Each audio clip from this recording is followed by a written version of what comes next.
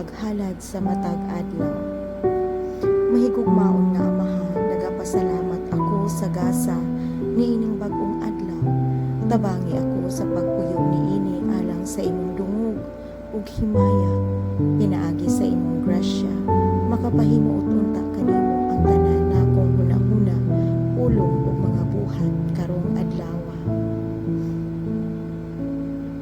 Sa imong pagkamanggihatagon, Ginoong Dios, ilikay ako sa sala karong adlaw ug panalipdi ang tanan nimong katawhan gikan sa kadautan.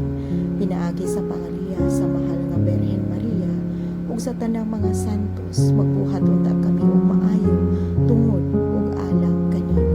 Kini among gipangayo ug pasalamatan pinaagi ni Kristo Jesus, imong anak ug among manunubos